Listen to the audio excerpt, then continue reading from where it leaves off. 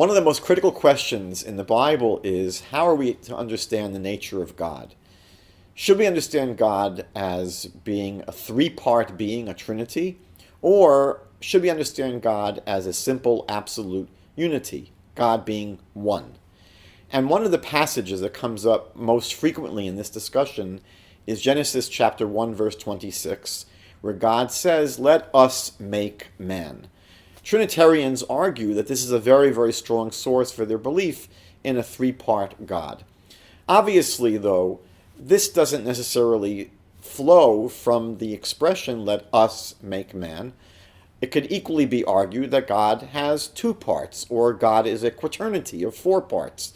It doesn't necessarily flow from an expression, "let us make man," that God has three parts.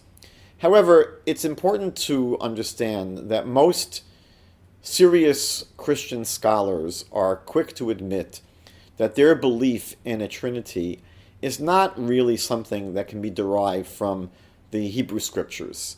Robert Bowman, who wrote one of the definitive books on the Trinity called Why You Should Believe in the Trinity, admits in his book that this concept is one which is simply not found directly in the Jewish Bible. So what does it mean when God says, "Let us make man"? Who is God speaking to? And I'd like to share four approaches, two of which are found both in Jewish and Christian commentaries to the Bible. The first is that God is speaking to his heavenly host, to the angels. And God addresses the angels and says, "Let us make man." And the question is, why would God bother addressing the angels? And the rabbis of the Talmud explain that God is really teaching us here an important ethical, moral principle, that a superior should not disregard their subordinates. A superior should consult with them and include them in the decision-making process. And so to teach this very important ethical principle, ethical lesson, so God expresses this in the beginning of the Bible in creating the human being, saying, "Let us make man."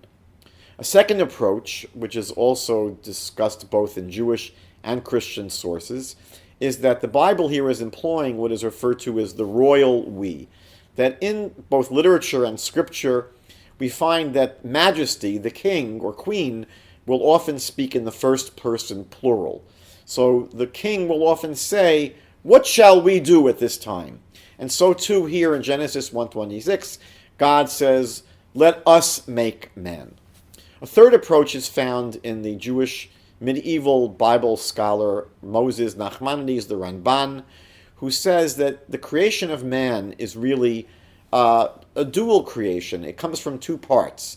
The human being was created both from the earth and by God breathing into the earth his breath and giving the human being a soul.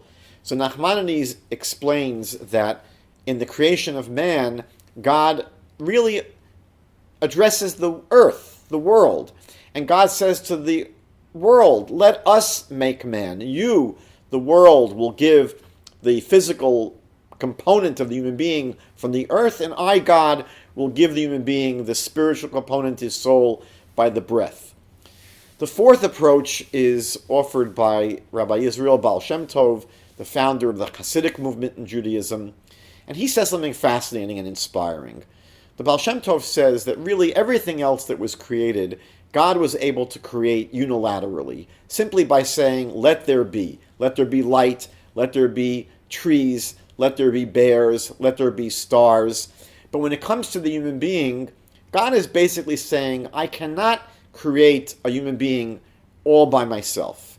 I can give this person a body and a soul, but what this person will become is a function of what they do with those raw ingredients."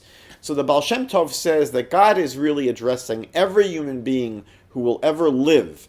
And God is saying to each human being, "Let us make you. You will use the raw ingredients, the body and the soul that I will give you, but what you will become will be a masterpiece that only you can create. I can't make you." And so God addresses each one of us and says, "Let us make man." We find this idea elaborated upon by the Maharal, the famous Jewish philosopher in the Middle Ages, who says that the Bible tells us that that human being will be called Adam, because he comes from the Adamah, from the earth. And the Maharal explains that the earth is significant in that it is pure potential.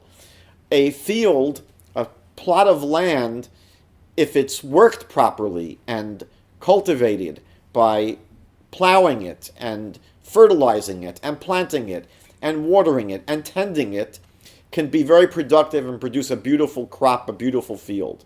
However, if the land is really neglected and not used properly, nothing will come out of it.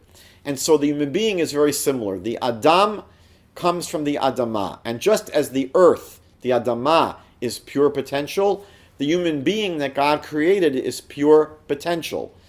What we become is a function of what we do with those raw ingredients that we were given.